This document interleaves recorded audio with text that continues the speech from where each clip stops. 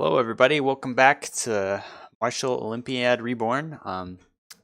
Today we're going to be casting a match between White Knight Legion and Mercstar Crab People. My name's Toaster, and I'm here with my wonderful co-caster.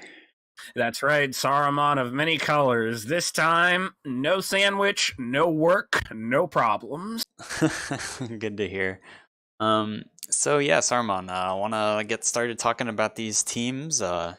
I'd say maybe start off with Mercstar, the Crab People. Already casted them a match. What do you know about them? What I will say is that Mercstar Crab People looks extremely promising right now. Kamichiwa definitely seems to have a plan for his team. They've done their research, and their shooters are definitely some of the creme de la creme of Mercstar's arsenal. They are basically on the top of their game. They competed with the highest level team, one of the highest level teams in MechWarrior Online and Imperial, going blow to blow, almost taking 2 drops from them in a very unprecedented fashion. No other B team performed nearly as well as them. But yeah, it was impressive.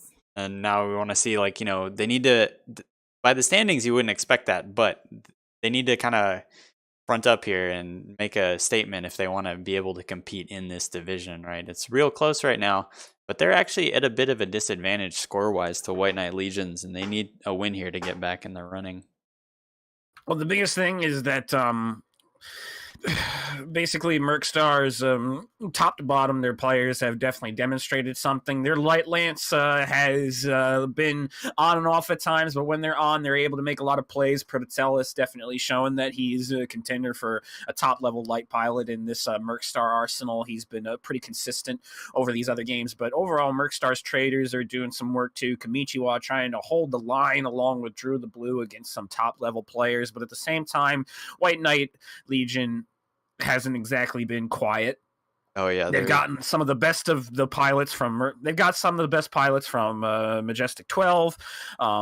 Basically, guys that have played in comp for quite some time that people wouldn't really know about. I believe Texan Scrub Lord was a staple of that team, and at the same time, they've also got players like Tios, who has played with some high level players. Mr. Samaru has practiced with Bowser in 1v1s. Draven Dark Shadow also practicing with guys like Juju and Bowser as well. So these guys have mingled a lot with top level talent. Yeah, for sure. It's not, Mercstar needs a win here, but it's not going to be easy, even with how good a showing they put up against EMP. So we'll see. You're like you said, a lot of these White Knight Legion players, they've been playing with other top teams. Actually, last season, I believe, of what was it? The Battle for Midway, they had Bowser playing on their team, kind of doing some cross div action just so Bowser can get more playtime in, I guess. So there's, if he's willing to play with them, there's something's up there. They've got some good, strong players on their team. Very true. Bowser has an attitude where he only really likes to put a lot of effort to make sure that he deals with people who are worthy. It looks like that. Oh boy, they're already starting to ban Toaster. Yeah, I flipped over. Looks like we've already seen each team's banned one team. MS banned Terra Therma, White Knight Legion banned River City. So Terra Therma, not too unexpected. River City, a little odd, especially NA getting banned out this early. MS goes ahead, pulls out Viridian Bog, not everyone's favorite. And we get Rubelite banned by White Knight Legion. And so we're going to Alpine Peaks for our last 2 drops. All right, and look, they were very hot in the banning phase. They just wanted to get that over with. That was interesting, but Alpine Peaks, definitely a map that has a lot of flexibility and strategy, as we've said multiple times, seeming to show a pretty prominent face, especially after 228's convincing win over Evil, and 228's also convincing win against Black Omen on maps like Rubelite. Rubelite actually a lot less open than Alpine Peaks, so yeah, it'll be interesting to see what Mercstar and what WKL bring, if they'll try and follow up from what 228's been doing, following their model, whether or not they'll stick with what EMP and Black Omen have been doing, which is mainly long-range trade with ER large lasers and PPCs. But we'll cross that bridge when we get there. For now, it looks like the teams are almost ready for Forest Colony Classic, a staple map we haven't seen in a long time. Yeah. This is the map that kind of had the infamous scenario where SWK Swords of Kintaris, a very old competitive team fighting against Lords, had a super secret strategy of having 10 AC-40 Jaeger mechs sit in Forest Colony's tunnel to try and wait for Lords to push in with their inferior DPS level mechs, the ever so prevalent Pop-Tart Victor. Now, Lords didn't fall for it. They simply sat outside the cave and the time was counted out, and then SWK was kind of forced by PGI to abandon said strategy, abandon ye all hope, otherwise consequences would follow, after which SWK unfortunately got wiped. Now, I don't think that we're going to see any of that, but even still, there might be some potential tunnel rush strategies. There could be some long-range trading strategies over the water, overlooking Epsilon. I mean, not Epsilon Kappa, I am sorry. And it looks like that we'll find out soon because they're ready to go and we are launching. Yeah, it's gonna be interesting. I don't think ever played classic Forest Colony in a competitive manner. It was just kind of before my time. By the time I started playing competitive, people had already transitioned on to playing, the new version. But it'll be interesting to see. Definitely, and it's something that's going to have a lot of attention in this competitive scene because it's going to be a new experience for people just like you, Toaster, that have got actually and have to wet their beak on this classical map. This used to be a favorite in common. It looks like I was wrong. Theta's the point out in the water. It's been quite some time. Actually, that is interesting. I believe Theta used to be where Kappa used to be. Kappa was where Theta used to be. Point names definitely seem to be a little mixed up from what I remember, but I could be wrong. And look at that crab battle. Mercstar bringing out the crabs. 6 AC2s with launcher kit launcher 20s in the King Crabs brought by Mercstar and 4 Crab 27Bs. You can bet that those are large pulse lasers. Actually, 4 king we crabs. Have a rules violation. They have 4 king crabs. Is that allowed? I don't think that is allowed. Let me check. Actually, you could be right on that. Yeah, this is a Mercstar. Read the rules. You have 4 king crabs and 4 regular crabs. I don't think this is gonna work. Meanwhile, White Knight Legion is all set up back here behind Radio Tower Hill in little mining town. Wait. Oh my goodness. Somaru, White Knight Legion, they have also brought crabs. We've got nothing but crabs. Oh my goodness. This is definitely an interesting battle, but yeah, this is and WKL is taking a page out of SWK's bush by doing a tunnel rush, which is interesting. Definitely a way to mitigate any sort of range trades to protect your mechs and make sure that there is no extra damage being taken by your team. Yeah, we're gonna have to get a referee's ruling. This almost seems like maybe these two teams got together ahead of time, planned this out. But White Knight Legion, they've made it all the way through the cave. Tios is doing a bit of scouting with his crabs, scouting with his face against the Mercstar king crabs that have all set up out in water. Yes, this is actually against the rules. Each chassis may only be used 3 times over the set of 5 drops. Yes, so we're gonna have to... Both teams have violated this rule, so we'll find out where this goes. Mercstar putting down a lot of fire with their king crabs from water here. Looks like they might have gone for, I think, AC2s or something like that. Get these long-range trades, and Mr. Somaru taking a beating. Brower in his little crab kind of stuck up here in no man's land behind these buildings. Tios and Scout Derek trying to get a little action going here, but unable to really pressure Mercstar's king crabs. Meanwhile, Somaru heading down out the river. He's taking the lead, tanking as best he can in that kaiju. Texan Scrublord following him up, but it seems like they're kind of funneling in one by one into this Mercstar line of doom, line of crabs. I'm not sure they're gonna win this fight with all the beating some of their lead mechs are taking.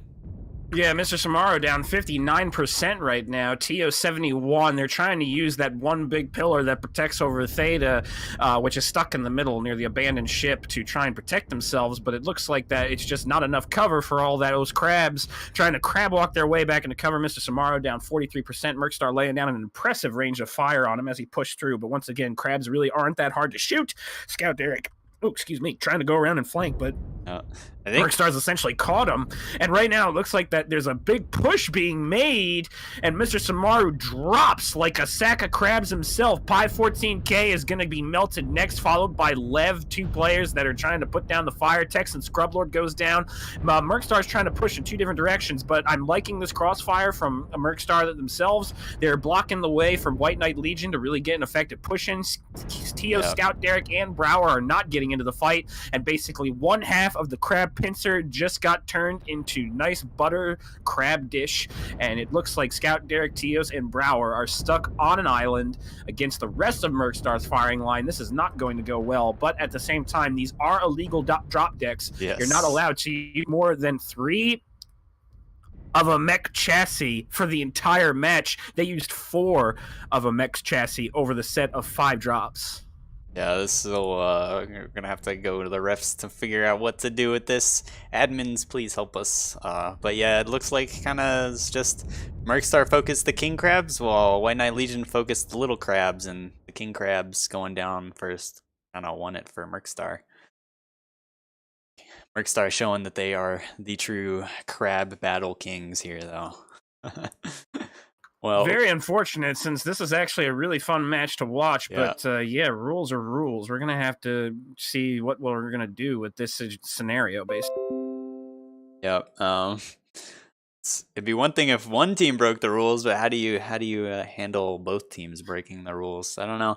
Overall, Well, right now, from what I'm hearing from Krasnopesky, this is only going to be an issue if both teams have a problem with it. So let's go to the teams. I doubt it will be. So this Okay. could be just a. Looking at those damage numbers, though, it's definitely a clear advantage for Mercstar. Their king crab's doing a heck of a lot of damage, almost 1,000 for Damocles and Prototellus through the blue, pulling 8,964 himself too. Kamichiwa still 500. Meanwhile, all the king crabs on the side of White Knight Legion, none of them broke 200 damage, and that's kind of all she wrote. Tio's doing his best and with 500, but it wasn't quite enough.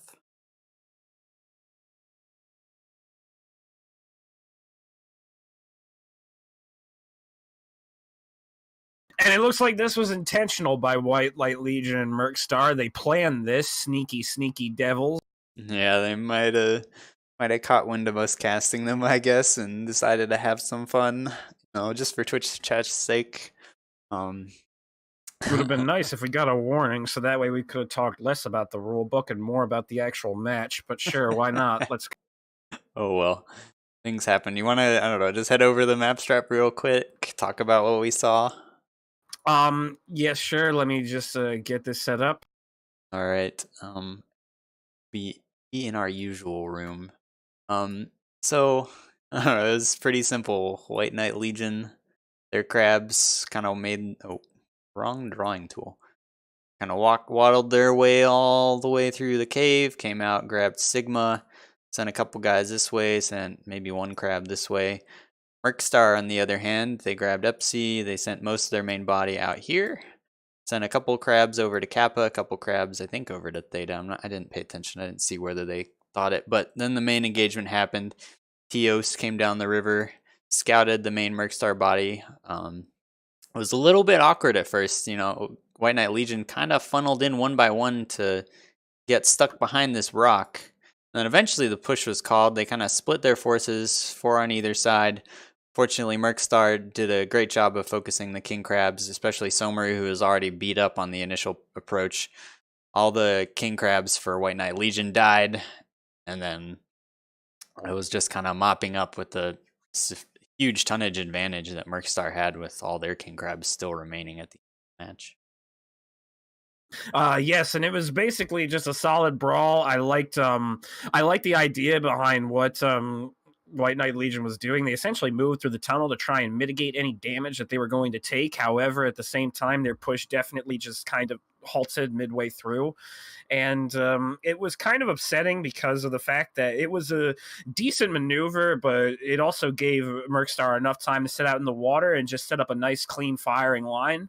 And once they got the opening shots on Mr. Samaru, because of the fact that they kind of pushed in a Congo line, it allowed basically Mercstar to run away with the tempo and have percentages on their side.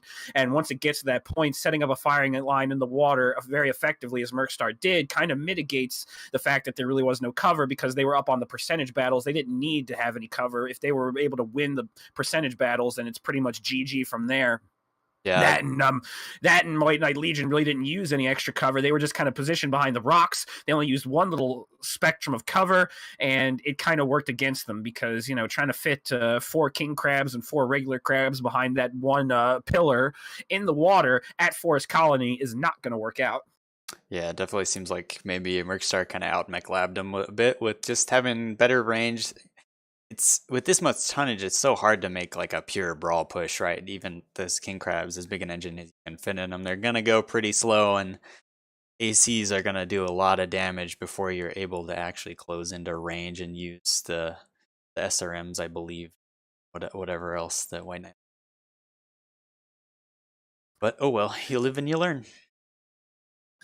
I'm not sure what exactly Mr. Samaru and White Knight Legion were planning to do to make this work, because technically this is a very slow deck, and pushing from such a hard distance behind limited cover really wouldn't work out. I think that they kind of just went into this drop thinking that they could man mode it, and it just really didn't work. The king crabs kind of underperformed because they were focused out, and like I said, you really can't poke out with those crabs. It's just a lot of tonnage. It's not a lot of maneuverability, and they didn't really utilize the cover enough, and that was kind of evident in the low damage of their king crabs overall. If I remember correctly, not a single one of their king crabs broke 200 damage, which is Yeah, disastrous. that's Meanwhile, correct. Mercstar's king crab, they were all well over 500 damage. Yeah, I believe Prototellus did almost 1,000 along with Damocles and Drew the Blue. Like, they were really close. yeah. Two of the Mercstar crabs pulled nearly over 900. One of them pulled over 800. Yeah, you're correct. White Knight Legion only pulling less than 200 with all their king crabs. But with that said, we're on to HPG Manifold for the next match. Want to kind of talk about what you expect to see on this map?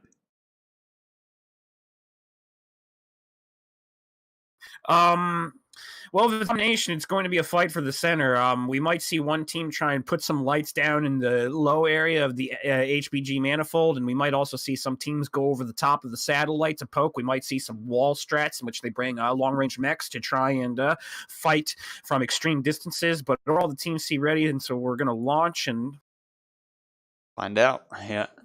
yeah. It's a hard. I don't know. I'm used to playing this map on Conquests where you have maybe a wall mech or two, but with Domination, you don't really have to worry about those outlying caps and being able to control the edges of the map outside the center dish. So it'll be interesting to see kind of how they adapt to that aspect of playing Domination instead of Conquest, which is the staple of MRBC for so long. All right. Looking at drop decks here, Mercstar got triple Orion 2 CAs. I would wager those are all brawling Orions, especially for this map. Even with as strong as Narcs and LRMs are, I don't think you really are going to have too much of a learn problem on this map. Also got a Bushwhacker X2. I don't know. I can't see what his mech is exactly yet, but I'd bet it's another brawl mech. Meanwhile, on the side of White Knight Legion, we've got 3 Assassin 21s, 2 linebackers, or 3 linebackers, a Flea, and a Wolfhound. So they look to also be very brawly. Probably just going to kind of go in there, use their speed. They definitely are faster than Mercstar, the crab people. But Mercstar does have a bit, I think, of an armor advantage, at least in those Orions. Those Orions make pretty good tanks. Might have some trouble dealing with those in their huge alphas.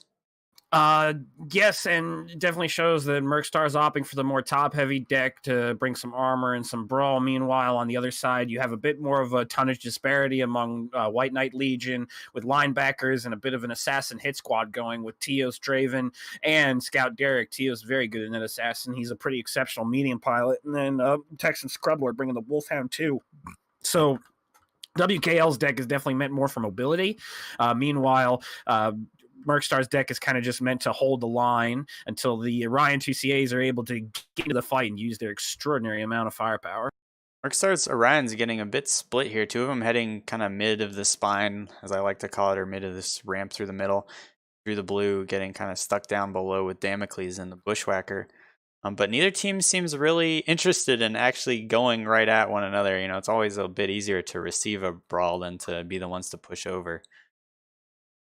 Meanwhile, oh, Teos kind of wrapping around in his assassin along with Scout Derek, but he's been seen. They've been scouted, and oh, the linebackers and assassins for White Knight Legion are also pushing under spine at the same time. So we got a bit of a split push going on here. Yes, and this is going to be a little bit disastrous for Mercstar right now, mainly because of the fact that the Assassin Hit Squad is getting into their ranks. The speed of White Knight Legion is starting to make their presence known, and it's evident because Lev is picking off people left and right, but Mercstar comes back to get a kill. Meanwhile, Drew the Blue drops, and the Orion 2CAs are getting eviscerated by the superior mobility brought by the brought by the White Knight Legion deck. Pyth goes down to Teos, and right now White Knight Legion seems to be on top. Texan Scrublord sniping very well with Lev and Prototellus engaged in a little bit of a back and forth. Prototellus manages to sink Lev in his linebacker, but it looks like it's really going to be all for naught. The speed brawl of White Knight Legion triumphs again. We didn't even get much time to really talk about it. That was a very good push. White Knight Legion just diving in, realizing that they needed to take the opportunity in order to just swipe them away. Xavier trying to run for his sweet little life. Prototellus in his fleet trying to scatter to the 4 winds, but it's not going to work out. He is going to get a kill on Teos, but right now he's 67%. Rest of the mech seem a bit too healthy for them to pull this out, although Prototellus and Crimson Helix are trying their darnest to make that work. Crimson Helix and Prototellus, look at them weaving and bobbing right through the lines. It's getting to the point where Brower and John McFuzzy and Mr. Samaro are almost shooting each other to try and end the fleet and the Locust. They're trying to serpentine in and out. I'm loving this light movement from Crimson Helix, but it's not going to be for much. Where is Prototellus going, though? He kind of just bailed and left Crimson Helix to die. I don't think you're not going to win this by capping at this point. It's too late. White Knight Legion isn't going to ever leave the circle, especially when Crimson Helix is actively kind of moving further into the center. He's probably trying to reset and reposition to try and find a proper way to attack this flank, but it's really not going to matter much because the linebackers are kind of like oversized fast mediums. They're able to kind of keep up with the flea a little bit, especially because their range weapons allow them to engage the flea at whatever angle it decides to take. And it's self-evident because Prototellus, in trying to get a flank, is already down 37%. So he's going to go down soon, and it's not going to mean much. Mr. Samaro sinks Prototellus. White Knight Legion gets a very solid win against Mercstar. The Orions just got focused down really early thanks to the speed brawl. The Assassin Hit Squad goes in, takes the sacrificial dagger to the chest, and Mercstar gets a loss. WKL gets a win, 1-1 in this matchup. Overall, good brawl. It does seem like kind of the speed brawl that we've been seeing all season is definitely the way to go. I don't know if what it is about Orions and kind of the LB SRM meta of old for brawling, but it doesn't seem to work quite as well as it used to. And it's evident because of the Orions. Like most of the Orions on Mercstar's team didn't even break over 200 damage. Black Templars, Raptors, and Drew the Blue both under 200. Pyth under 300. It was really the Bushwhackers, the Locust, the Wolfhound, the Piranha that was trying to bring the game back. The Assassin Hit Squad getting a very nice damage disparity. Scout Derek Brower, John McFuzzy, and Teos all between 250 to 300 damage. But the real MVP was the Lights. Mr. Savaro taking 426. Texan Scrublower at 552, laying down the fire, the flanking attacks in order to get the right angles. Very, very good match. Yeah, it was impressive. They did a good split push. You know, it's a really kind of hard maneuver to pull off, right? But I guess, you know, once those assassins kind of went through the back and managed to pull off some of the Mercstar Lights, you know, they timed it really well. There was the linebackers came straight over, iced the Orions pretty quick, and then it was just kind of a messy brawl cleaning up the rest of the lights on Mercstar's side. But yeah, I don't know. You want to go head over to MapStrat and kind of draw up what we saw. It's pretty simple. I'll let you do the drawing though. You'll let me do the I'll drawing. let you Oh do the boy. drawing. I get to hold the crayon and I get to draw. Oh, thank you Just very stay much, within the Toaster. lines. Well, hold on. Let me just make sure I pull up the map strats because I have a lot of tabs open. Unfortunately, trying to keep a handle on this stuff is a little jarring at times. So, let me just. Thank you very much. And now what we saw was just a very nice, clean push from White Knight Legion. We saw Mercstar trying to set up kind of on this ridge here. And, oh boy, that is not the right arrow. I will erase that. So basically what we saw was that Mercstar kind of set up and basically... Hold on, just make sure that the teams were right. Yes, I was correct. All right, so basically Mercstar just kind of crosses over into D5. You got that line correct, and they kind of set up in this quadrant. Why is this messing up? There we go, setting up in this quadrant. And White Knight Legion just kind of gets a little bit of a maneuver on them. They kind of push straight in, but as they're pushing in, their lights kind of head off into one side to get a flank. Meanwhile, their assassin hit squad heads off into another side in Echo 4, and they basically kind of do a blitzkrieg style maneuver into the center of Mercstar's kind of firing column here and kind of neutralize the effectiveness of the Rhines by focusing them out first, with the lights doing a wonderful flank to get their backs. Meanwhile, the assassin hit squad attacking from all sides. Classic double envelopment maneuver, very well orchestrated by White Knight Legion, and Mercstar really didn't have an answer because they didn't have enough mechs in order to kind of provide a way to shade for those heavy mechs to protect them. Yep.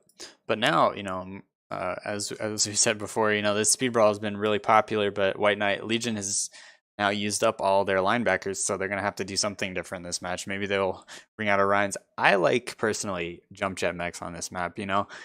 There are a lot of ramps, and you can do okay without jump jets, but I think for brawling especially, you need to be able to kind of navigate all those little pillars and boxes and stuff that can get in your way, and make it hard to maneuver something like an Orion around, especially in a really messy brawl where you're kind of bumping into people and trying to jump in and out of cover and all that sort of thing. Interestingly enough, that's where the assassin hit squad came in, and it's probably why they were able to tank as well as they did. They were able to use their jump jets to use the terrain to their advantage to kind of phase in and out of the fight. Might have been a mistake for Mercstar to focus down on the Assassin Hit Squad, but it's hard not to, because the goal of the Assassin Hit Squad, as we saw from Tios and Draven, very well executed, by the way, was that they kind of just got in the face of the Orion 2Cs, and when that happens and you don't have the support of the rest of your main body, which is the Light Lance, there's really not much you can do. You just kind of have to stare and shoot them and hope that you can just bring them down quick enough where things end, but that really didn't work out. White Knight Legion bringing the pain in this drop just to... Yeah, kind of forcing Mercstar's hand to pick the worst poison in that scenario in shooting the assassin, which is not ideal at all. Yeah, it's kind of the thing about those more evenly distributed drop decks. It's kind of hard. What do you focus? The linebackers, they're the higher tonnage, yes, but they're also really tanky and maybe don't have quite as much DPS over the long run as the SRM assassins. But at the same time, those SRM assassins, they tank so well, even if you're shooting legs. You got to go through 2 legs, and with all the jump jetting, and if you can properly shield those legs, they can still be quite a pain to bring down, even with some of the changes from armor to structure quirks that they've received. Definitely, and it also comes down to the fact that the Orion 2CAs might not have been a better... This could be a little controversial, but the Orion 2Cs definitely don't have as much armor as regular Inner Sphere Orions. Sure, they carry a lot more firepower, but at the end of the day, Orions, the regular ones, essentially have the armor of an Atlas and have a pretty decent weapon setup. Makes you wonder if Mercstar could have had a little bit more success bringing a little bit more of an armored mech that could kind of take the punishment and dish it out. But both teams are ready. HPG Manifold, here we go. Yep.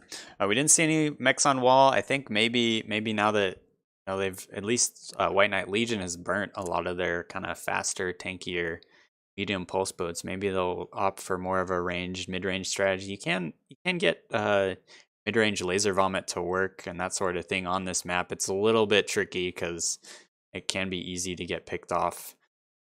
Well, I'll But tell we'll you one see. thing: they definitely don't have an option in choosing crabs. That's for sure. Yeah, no more crabs, people. No more crabs.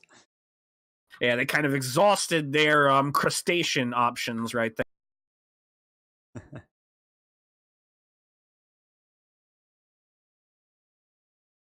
All right.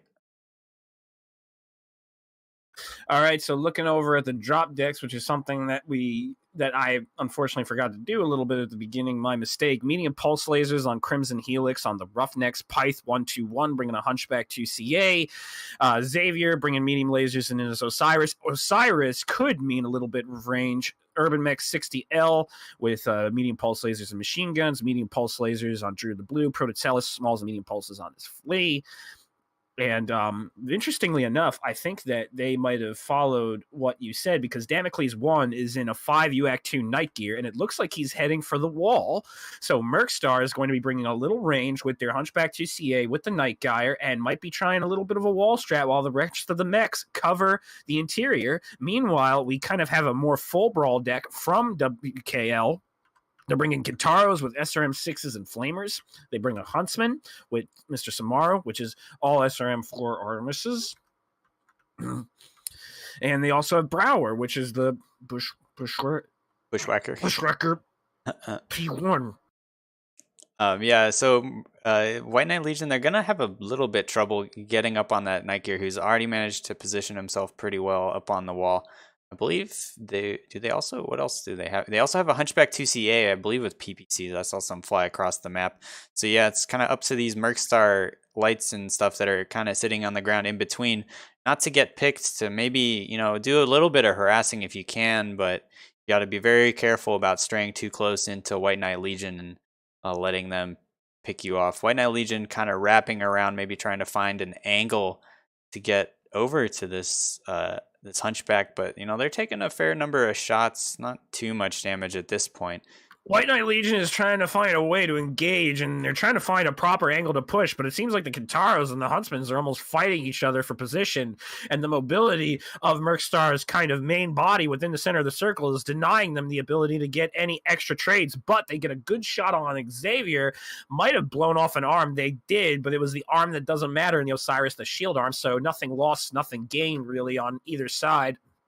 And overall, it just looks like Mercstar is trying to position themselves so that way White Knight Legion has to push into the withering Overwatch fire of the Hunchback 2CA and the Night Gyre while dealing with the main body that's set up to receive them.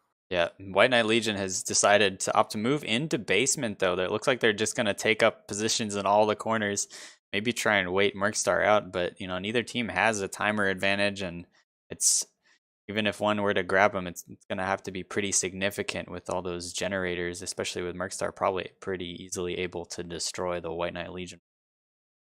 Right now, strike goes out. It looks like that White Knight Legion is trying a very interesting tactic that we saw quite a bit in comp. They're dropping strikes on the lower level of the HPG, so that way they're essentially immune. But at the same time, Mercstar is feeling the brunt of them. And the best part is that Mercstar really can't see the smoke, so it's essentially basically hot lava. It's hot potato. They don't know exactly where to be protected. So White Knight Legion trying their best to put down some damage, and the very kind of interesting, somewhat gimmicky tactic, taking advantage of the map to put some damage out in ways that that Mercstar wouldn't even know about. But it's still pretty effective. They're getting some chip damage on Mercstar.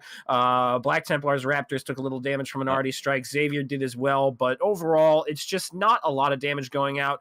White Knight Legion seems perfectly content to sit downstairs and wait for Mercstar to have to push in, or both teams could accept the draw. Either way, it's going to be a little bit more complicated since Mercstar really can't go in and push. If they do, they're going to be down 2 mechs. And even if they bring the Hunchback 2CA and the Night Gyre to make a concerted push, it's going to... Those mechs are going to have a hard time trading in the short range for sure. But yeah, Mercstar are kind of setting people all around all the exits. Xavier and Prototellus watching the spine. They've moved the Hunchback Pyth all the way up to watch this alpha side entrance, and I'm sure the Night Gear and these Roughnecks have good eyes on the gate right in front of them. So I don't know, we could just have a stalemate here. Neither team seems to really want to push, and and White Knight Legion continuing to drop more and more of these arties along the inside of these walls to try and get a lucky hit or two on the Mercstar mechs. Xavier, ooh, he's getting Yeah, he's pretty playing with antsy. fire right now. Xavier is playing with fire, and it definitely doesn't help that he's doing this in the Osiris, which is a mech that kind of perfectly has the hitbox necessary to eat a full SRM alpha from those Kintaro 18s. He's trying to poke, and I feel like that the other Mercstar mechs will follow suit. Prototellus and Black Templars Raptors looks like they're starting to take positions to potentially poke into the interiors of the gate to try and bait White Knight Legion to push in a direction. And I like this move from Mercstar so long as they're extremely careful and they use as much range as possible. And I also like the formation of White Knight Legion. It looks like they recognize that such a strategy is happening, so they're setting their mechs on the very walls of the HPG to kind of deny Mercstar the ability to shoot them to get any extra damage, so that when the final clock starts ticking, Mercstar really won't have an advantage in the percentage department, while they will, because they're essentially just dropping strikes on them all day. Yeah. I don't know. Is either team gonna ever make a like full commit though? Xavier is still opted to switch sides, still being playing with fire in this little Osiris. I think I'd rather have, something like the Flea be doing this with its mask and kind of ability to get in and out of there a little bit faster. But Well, um, I think the reason why the Osiris is picked is because A, it's got very solid range quirks, and B, it's got 6 medium lasers, 310 meters. That allows those medium lasers to at least be doing some chip damage, even at 500 meters, which I believe is the length of the HPG in total. It's about 500 to 600 meters between one entrance and a Kintaro sitting in a corner, and that's kind of evident. We saw John McFuzzy and Lev take a little bit of extra damage. John McFuzzy down 93%, Lev 97. That was mainly from the poking of the the Osiris from Xavier. So Xavier, he's kind of trading percentages pretty efficiently, and the rest of Mercstar is trying to follow suit. But at the same time, they're just not getting anything. They're not getting anything concrete done, or basically, anything decisive done. And Xavier just took a nasty hit. It looks like that White Knight Legion is starting to catch on to the strategy of Mercstar, and they're being a little bit more defensive. Teos, however, down 78%. He must have taken some nasty shots from the Vulcans from back Templars Raptors. Youch, that is a bit rough. But yeah, like you said, nothing here that really screams, "Oh, now's the time to push." Right? Yes, people are getting scratched one way or the other, but even if Xavier goes down, is one light mech enough to be reason to push out, especially when you don't.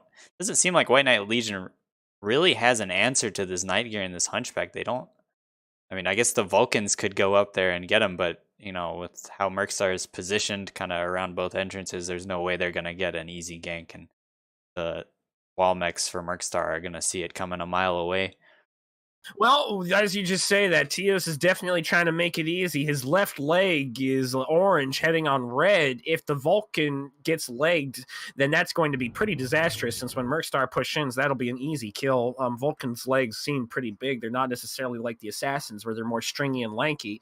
And if he goes down, then that's a lot of DPS lost on the table. So I really like what Mercstar's doing. They're taking their time, padding the clock out, and Pyth and Damocles 1, the two range mechs, are kind of covering the two exits that they believe White Knight Legion will push out of, since Xavier is basically just covering one exit. However, at the same time, if White Knight Legion decides to just push out of, say, Xavier's area, it kind of mitigates the advantage Pyth has, because of the fact that there's a lot of cover on that side that they can utilize to basically dodge the PPC shots that would come down from Pyth from his angle. Same thing if they push closer to back Templars Raptors sides. Damocles 1 will have hard time getting shots as well. So overall, the range is trying its best to get in a position to receive the push, but if White Knight Legion pushes from different angles, then it could be a little problematic. But overall, I'm liking what Mercstar's doing. They've set up very nicely. Xavier's at 79%, but the damage is very spread out.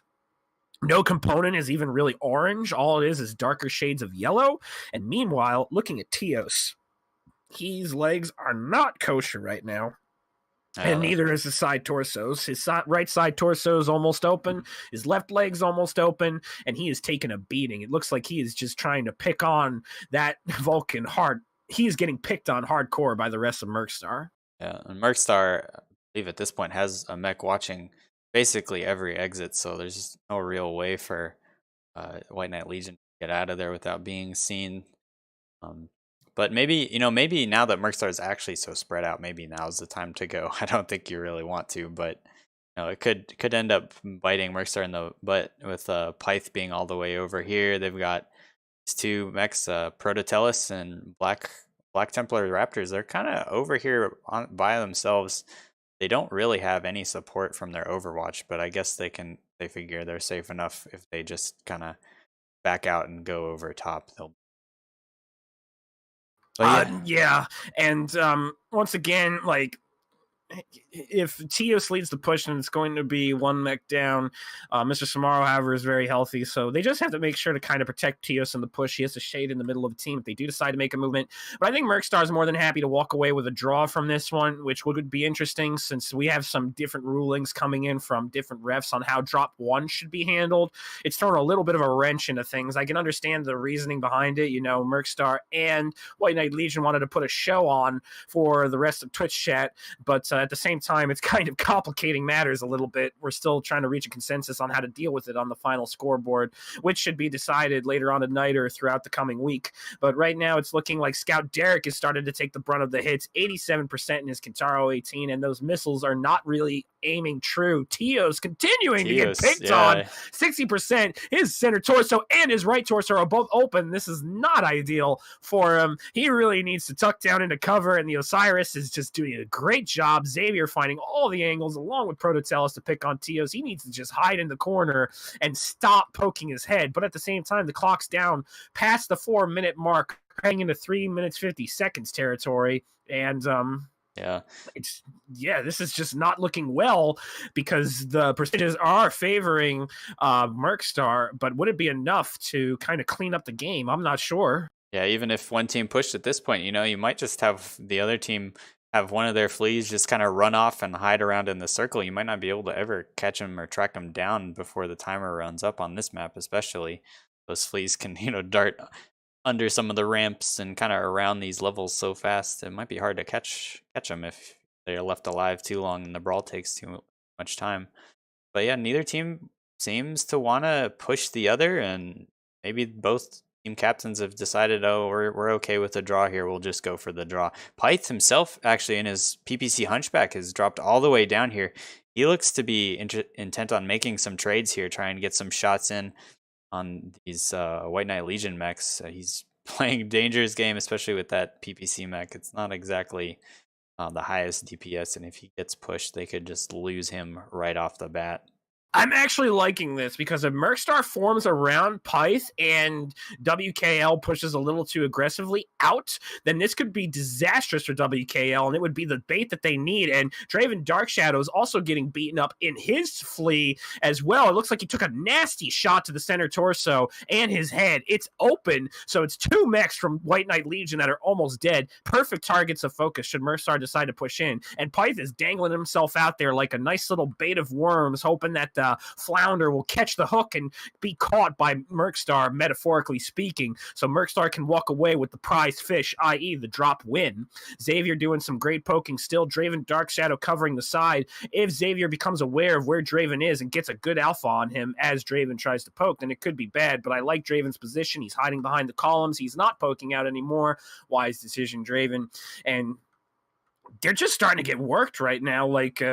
White Knight Legion's mechs are just being beaten. Even though their mechs are more favorable to the brawl, I'm not exactly sure that if Mercstar pushed down right now that they would be able to kind of fight off a brawl push, since they have 3 mechs that are, 2 mechs that are in critical condition.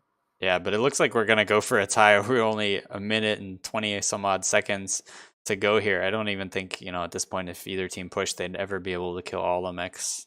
But it looks like White Knight Legion's moving a little bit. Texan Scrublord at the front. White Knight Legion said, screw this. We don't want to tie. We're pushing out. Texan Scrublord gets eaten alive by AC Fire and by Laser Fires. Mr. Samaro, however, gets a clean kill on Pyth. He was up front too much. Drew the Blue, meanwhile, sinks down Crimson Scrub Lord. Crimson Helix trying to go out on top to defend. Draven in his weakened flea jumps on the Roughneck, and the brawl has begun. I repeat, the brawl has begun. Crimson Helix and Mr. Samaro are tangling with each other. Tios in the back. Meanwhile, Mr. Samaro gets a destruction, and Artie Strike gets dropped down. John McFuzzy takes down Crimson Helix. Brower is also trying to retreat. Back Templars Raptors trying to put some fire down on the mechs. Tio up top, very weak, but he shaded out terrifically in the fight. I love this positioning. Meanwhile, Kamichiwa is getting destroyed by this combination of Lev and Scout Derek hitting his front and his side. Scout Derek bringing down Kamichiwa. So right now, Mercstar is unfavorable. They have one mech down compared to White Knight Legion, but White Knight Legion's mechs are so beat at the moment. Draven Dark Shadow and Tios are both one shot. But Mercstar has 2 mechs in the circle, and White Knight Legion has completely abandoned it, so Mercstar has time advantage. I believe they're going to win because White Knight Legion has dropped the ball here. Because of the time advantage. Yes, that was too much of a push. White Knight Legion went ham. Good call, Toaster. And it looks like that after such a long confrontation that Mercstar might walk away with this. I believe that the game rules are whichever one has more time takes the win. And yes, I believe so. Mercstar wins the match. Oh my goodness, White Knight Legion, you gotta pay attention to that timer. You need to stick, just a flea or something. Maybe Tios was so hurt. Leave him in the circle. Oh my goodness. What a turn of events. White Knight Legion, they pushed out, they got some kills, but then they had blood in their eyes and they couldn't see the timer, apparently. Admittedly, the mechs that were assigned to the circle, I believe, like Brower and Mr. Samaro and Tios, the mechs that flanked out, just saw blood in the eyes and left the circle. Tios was actually at the top of the HPG at the beginning of the brawl because he was so weak. But then, once too many mechs went down on White Knight Legion, he realized that he had to go in there and help, thus suffocating White Knight Legion's ability to hold the circle. So right now, it is 2-1, assuming the crab drop holds in favor of White Knight Legion. What a match, and what awareness from Mercstar's side. Excellently played. Yeah, oh man. I would say that's a bit of a throw on the side of White Knight Legion there. Gotta pay more attention to the game mode in the objective, but well played on Mercstar. They played it patiently. It seemed like Xavier and Prototellus running back into the circle kind of after everything had been said and done. They knew what's up. They were paying attention. I don't know. Did you catch the damage screen? Or I could go over it a bit, I suppose. On the side, I did actually. Okay, yeah. It looked like that from what I saw, it looked like the Vulcans that were doing all the work. I believe the Osiris, played by Xavier, did 300 to 400 damage. Meanwhile, damage spreads between the Kintaros weren't exactly great. They weren't able to put much fire down, but in the end, White Knight Legion's damage was definitely much more spread out. Pyth also did around 100 to 200 damage, I believe, because he got focused early, but he still managed to put some shots in. So it was kind of the tale of the mechs that dropped early and the mechs that didn't, mainly the Vulcans. And Tios was actually able to pull a decent damage game as well, simply because he didn't die. I mean, it was great flexing in and out by him. Same with Mr. Samaro. The brawl push was actually very smart. Injured mechs taking kind of shading away, allowing the more beefy mechs, the mechs with higher percentages, to take the lead. But still, at the end of the day, mechs got focused out, and it was great focus fire by Mercstar. How much damage did the Night Gyre do, Toaster? That's what I'm interested in. The Night Gyre, see, Damocles 1. He pulled 350 damage, so top damage for his team. He was definitely doing a lot of work up there. He even had damage at Xavier, who was doing all that poking in his Osiris. But yeah, it was a good push by White Knight Legion, and they managed to keep Tios alive. Tios pulled top damage for their team, all things said, but I got to pay more attention to the objective. Yeah, that was just a little oops, I think, there on the side of White Knight Legion. But now we're on to the drop 4, Alpine Peaks. But before we do that, I have a giveaway. Hey, if you're gonna do a giveaway, might as well do it now. Oh, yeah, that was an exciting match. It's so long. These teams being very patient with each other until the last minute push and just a little slip up. Kind of ruining things for White Knight Legion, I think. But get this giveaway underway. If you win, please whisper me. It's /W space TOAST3R space, and then just say hi or whatever, and I will get you your Mech Bay code. Who's gonna win? All I do know is it's not gonna be me or Saruman.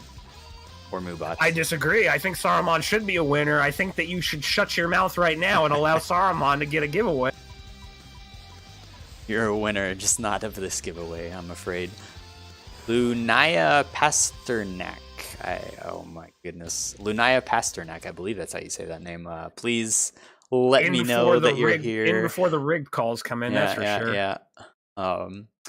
But anyways, yeah, oh man, what an exciting match so far. You see the kind of meme crab battle first game, then we see, two back-to-back, or one brawl, pretty hectic, crazy brawl push. We couldn't even hardly talk before the game was over, and then, this long, really drawn-out HPG fight that results in an epic push, and then, a little bit of countdown timer shenanigans, winning it for Mercstar.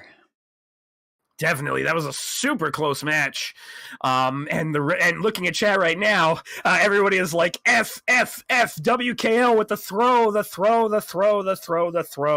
tail of WKL and the throw. What a shame. Monka S. Monka S indeed. But press F for respects. That was still a very coordinated brawl push. If it wasn't coming down to a soul, and if it just came down to the brawl push, I think WKL definitely could have eked it out, but that circle awareness is very important in an objective-based map. Yeah, especially when you leave it to so late. But now we're on the Alpine Peaks. I don't know. This map we've seen played first couple weeks a couple times. EMP and Black Omen and 228 dropping on this map a fair bit, but haven't seen it too much, at least in RCast since then. I don't know, maybe the LERM changes, ATM changes kind of scared people off. I know 228, it seems, has been the team to most kind of adapt their strategy and adopt that weapon system in comp. It was so long ridiculed by a lot of upper top tier players. But yeah, what do you expect to see on this map? What I expect to see on this map is kind of what we've been seeing all the time. I don't think that we're going to be surprised by anything such as Speed Brawl or even a medium range deck. I think it's going to come down to teams bringing a combination of LRMs, ATMs, PPC Gauss, and ER large lasers. I think that one team might overload on lights a little more than the other to maybe try and provoke a Gamma fight to win it. But overall, I think it's just going to come down to range trades, and it's going to come down to teams holding a combination of Epsilon, Theta, Kappa, and Sigma, with Gamma either being capped by one team or the other with a superior light lance. That fight is definitely going to focus on that 4 cap region on the other side of Mount Everest, the left side, and Gamma Point kind of being ignored except by the team that kind of wishes to force the issue on it. So I think Mercstar, they might have more experience in bringing some jankier decks. They definitely have. They're definitely able to think outside the box, aka their crab deck. But even still, at the end of the day, I think that both teams are going to try and buckle down and go with more conventional trading mechs. We'll see Battle Masters with ER large lasers, Hellbringers with ER large lasers, Night Gears with ER large laser Gauss, maybe Summoners and Hunchback 2CAs with PPCs, even though the DPS isn't exactly there for those mechs. Once again, LRMs and ATMs are definitely on the table, even though LRMs are definitely very susceptible to AMS. So if one team catches on to the other team bringing missile-heavy decks, we might see some of those little AMS lasers fly to counter it. Yeah, we could see a little bit of rock, paper, scissors action, I guess, with those AMS. Do you bring it and waste tonnage if they don't have any missiles? Or, do you bring it and it works out great because you're just shooting down like half the DPS of your opposing team? It'll be interesting to see. Looks like White Knight Legion is ready. Mercstar still kind of waiting on them. But yeah, it'll be kind of interesting to see. Narcmech's pretty good on this map because there's not too much real hard cover that you can get behind. It's a lot of just kind of sloping, nice ridge hill peaks. So if you get narked, even if you back off, you're going to get a lot of missiles before that timer runs out and lock-ons fade. Definitely. And there is some cover that you can utilize to protect against ATMs, but not much. Definitely more cover against lasers, but even still in the light lance at the same time, you'll also have mechs like the Incubus, maybe the Osiris bringing a little bit of medium range. We've seen 228 bring that with effectiveness, and at the same time also may see some maybe some short range mechs, like I said, to force that fight on that far off cap point, Gamma. And at the same time, we might see some Panthers try and bring the range. We've seen EMP do that to great success. Black Omen's also done it to great success as well. But even still, the main question is mainly in the light lance. I don't think we're going to see much difference in the heavy lance. It looks like both teams are kind of readying up. Maybe Kamichiwa has got some last minute inspiration for his team. Hasn't quite clicked the button. Click the button, Kamichiwa. We want to get this show on the road. We got more giveaways later, folks. Please message me, as I said, Lunaya Pasternak. Well, thanks to Lawrence Elsa, shout for him reminding me of this. Kamichiwa 343 may be taking a lesson from Miyamoto Musashi, the legendary samurai who would basically delay duels by as long as an hour to upset his opponents. They would be extremely agitated and not able to focus, so might be taking a page out of his favorite samurai's book to try and upset White Knight Legion. Mr. Samaro, I know, is a very prim and proper man. He does not like to be on the receiving end of a waiting timer, but he's also a very good sport. Shout out to that man. Very, very good guy. And we could also provide a bit of a link to his stream as well before the Twitch is over in the interview. Looks like both teams are ready. Let's get this thing started. Yep. Lunaya messaged me right at the wrong moment. I will whisper you back in a second. I cannot be distracted while working this camera and all the other things I have to do. Yeah, so it'll be interesting. Will we see Lerms? Will we see ER larges? I don't know. You said summoners, maybe.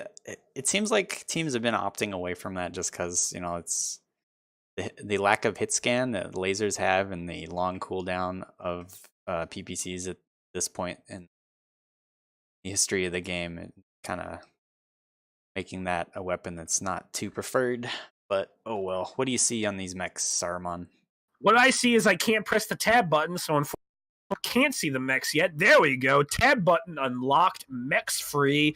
Black Templars Raptors is bringing a Cicada 3M with 3 ER large lasers. I have not seen that mech in a long time. Meanwhile, they have a Flea 20 and a Wolfhound 2 with a combination of small and medium range weaponry and medium pulse lasers and small lasers. Debatable on medium pulse rangers being medium range weaponry, but still, it looks like that they've opted for a combination of range in their light lance. Not exactly sure I support that division. I think you need to min-max that choice, but at the same time, there is all min-maxing in their heavy deck. Shinra, please one. What's Mercstar bringing? I mean, White Knight Legion. White Knight Legion, they've got an Annihilator 1P. I'm sure that's ER larges. Oh, is that two Annihilator 1P? So those are the single heatsink builds for anyone who's not familiar with the mech. 5 ER larges, very heat efficient, very tanky just because of all the armor quirks on that mech. Level has a Battlemaster 1G, probably ER larges. I'm not going to hop into his mech to double check. Then John McFuzzy in a Sunspider Manul. I personally like this mech, although I don't think it's very good.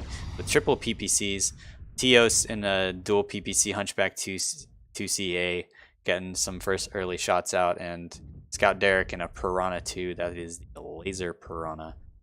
Looks like White Knight Legion got a pretty good cap lead at this point. They've already grabbed Epsilon, Gamma, and Sigma, holding Mercstar to only Kappa so far, and Mercstar hasn't even managed to grab Theta yet, so Mercstar is going to be hurting on points here already, just kind of out the bat. But maybe. And it's also worth noting that interestingly enough, Brower, the light from White Knight Legion, has brought a Commando 2D with stealth armor, so the lights on the side of Mercstar are going to have a little bit of trouble trying to get a bead on him, perhaps. Even though he is all black, he is not blended into the terrain. Shame on you, Brower. You should have taken a page out of Simo Heiha's book and covered your mech in pure white, but that's a discussion for another day. And it's a laser-on-laser trade with a mixture of PPCs. The trades are going off hardcore, and Mercstar's mechs are not doing well. Crimson Helix down 82%. Drew the Blue 77%. Mercstar is not doing well in the trades right now. Drew the Blue down 75%. He's getting lit up like a Christmas tree, and he's walking even more in the open. His center torso is almost open. This is disastrous. He is taking so much damage, and he is not doing well on the trades. If he keeps poking his head out like that, he is going to be the first casualty in Yeah. this trade war against Mercstar versus WKL. Texan Scrublord taking some PPC hits, but he really doesn't care because that's the Annihilator 1P. He's standing tall and trading out the damage. And Draven Darkshadow and his Incubus 4 is down 69%, but it's not really a meaningful 69% because it's mainly just arms, but he did take a nasty shot in the rear. One right torso almost down, however, still has all his weapons. At the end of the day, however, things are not looking good for the heavies. On Mercstar's side, 67% for Drew the Blue. CT's open, and if there's one thing you can be assured of, it's that the CT on the Battlemaster is an easy target, and this essentially means that Mercstar is down one trading mech. Yeah, it looks like you're about to get a little bit of an engagement. Brower and Pyth here over on the Gamma Cap. Pyth, I don't know that he knew Brawler was here in his Commando 2D, but I think I saw large lasers on Pyth's Wolfhound too, so Brower might just have the DPS advantage here. Maybe just Yes, he does. He does. I thought that there was a combination of medium and small, long, and range, but I didn't get a good look at the Wolfhound 2's mechs. I assumed too much. Chat, forgive me for my sins. And this is a duel that the Wolfhound cannot win. But that being said, it looks like that Prototellus is coming in with the support right now. Strike is dropped. Prototellus is basically trying to chase Brower, who's currently running for the hills. He cannot win a 2v1, but it doesn't matter because Black Templars Raptors and the Cicada 3M is also getting beat up. This is not the mech you want to bring for this kind of match, since that CT is so easy to shoot, as evidenced by the fact that Black Templars Raptors is pretty much one shot in it. So right now it seems like Mercstar is down almost two mechs because two of their traders, Drew the Blue and Black Templars Raptors, are fighting uphill battles. Both their CTs, very huge, are open, but at the same time, the trades are starting to shift a little more on the side of Mercstar. Mr. Samaro's down 57%, eating strikes all day like candy. That strike damage is starting to hit his Annihilator 1P really hard. Center torso almost open. Lev as well in his Battlemaster 1G, also taking a lot of damage, but Black Templars Raptors stood still on the point at Sigma, and oh my goodness, that is not ideal. He dropped like a sack of potatoes. That is not what you want to do. He unfortunately potatoed on the Sigma point, did not bother moving around to protect himself. Easy kill from White Knight Legion. Meanwhile, over on Gamma, Pyth gets picked. Scout Derek and Draven Darkshadow and their lights coming over to reinforce Gamma, and in the meantime, Prototellus is just like, oh, I'm out. See ya. I've got my flea and I'm gone. Exactly. So that's two kills down from Mercstar, and the Battlemaster on their side is in no position to trade. The Hellbringer, Shanrak, is also getting beat up as well. Both his side torsos are worked. His center torso is open. So right now, Mercstar is just steadily losing this trade battle more and more. And unfortunately, it started kind of with a domino effect from the fact that the Battlemaster 1G, Damocles 1, was unable to continue poking. So when you have these mechs that aren't able to share as much armor and damage and attack different angles in the trading game, you have the other mechs that have to feature more prominently, taking more damage because there is less damage disparity between all the mechs on the team, and it's starting to show. Damocles 1, 43%, Drew the Blue, 53%. These Battle Masters are basically almost out for the count. One good large laser burn from WKL will immediately put them out of condition. Drew the Blue literally one shot in his center torso, and it looks like that this game could comfortably go to White Knight Legion. They have an advantage on everything, an advantage on percentages, an advantage on caps. I don't see a way White Knight Legion can pull out of this unless by some miracle or some amazing throw on the part of White Knight Legion. Yeah, Shanrak taking another big hit from a PPC there. Looks like he lost, I think, half of his Hellbringer, so he's definitely hurting. The White Knight Legion lights, victorious at Gamma, are now kind of eyeing the edges of this fight. Now Damocles go down in his Battlemaster, Shanrak goes down in his Hellbringer, and it looks like this is about to just get wrapped up. These White Knight Legion lights, I'm sure, are going to push in soon and finish off the rest of these Star Mechs. They really don't even have to. Technically, Kamichiwa and Crimson Helix are the only ones that can even hope to trade, and that's going to end soon since Crimson Helix just took a massive hit. Drew the Blue finally goes down after hiding for a long period of time, and the story of this game was the fact that the Heavies and Assaults just did not trade very well. Battlemasters felt out of position, weren't able to do the damage necessary to stop the consistent constant trades of White Knight Legion, and the light fight was also lost at Gamma as well. Another disastrous loss for Mercstar. This battle was kind of killed for Mercstar very early on with potentially poor placement of their mechs and maybe even poor mech choices in their light lance. They went way too much range, and I highly question that Cicada, but we'll see from the damage screen whether we're right or wrong on that. All that's left really on the side of White Knight Legion is Crimson Helix and Prototellus, perfectly healthy in his flea, and that flea will not be able to get much done. John McFuzzy, Brower, Craven Dark Shadow, all in mechs that can potentially bring that thing down. Brower and the Commando will feast on that little flea. Yep. It seemed like maybe Mercstar, their heavies and Battle Masters were a little bit too clumped, and that's not something you want to have on a very trade-heavy game like this. You want to kind of spread your lines a bit, make it harder for your opponents to play whack-a-mole. Those Annihilators, if they only have to look at one spot to trade against 4 mechs, they're going to have the advantage just because of the amount of armor and DPS that they have, but oh well. And this is definitely the tale of light lances of the light mechs just not getting much of anything done. No light lance on Mercstar's team broke 200, which is a little interesting because even with Black Omen, Imperial, 228, who kind of deploy their lights in interesting ways or focus on capping, you'd see some incredible damages there. Even the Piranha, Scout Derek, broke 200. And like I said, I just questioned the choice of the Cicada. Like, why not bring a Panther? Why not bring an Incubus? Why not bring something that has a little less of such an incredibly large and easy to shoot profile? That CT was pretty much opened almost at the beginning of the match. 520 damage coming from Damocles 1 and his Battle Master, but at the same time, you have Drew the Blue only doing 280, the Hellbringer only doing 189. The trades were not in favor of Mercstar. They just seemed out of position and out of gas in that trading game, with White Knight Legion getting on them early and often, taking aggressive trades, and I really like what White Knight Legion did. That was a very, very clean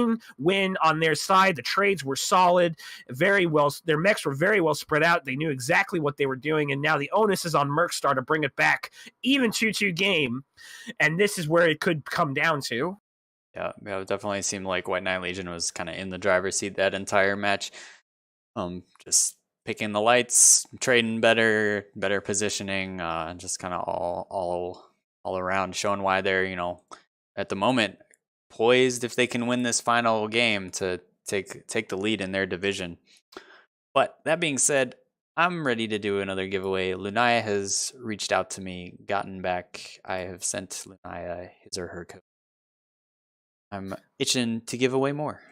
Maybe you could just leave Saruman in there? Yeah, I'll think about it. Daidachi, no.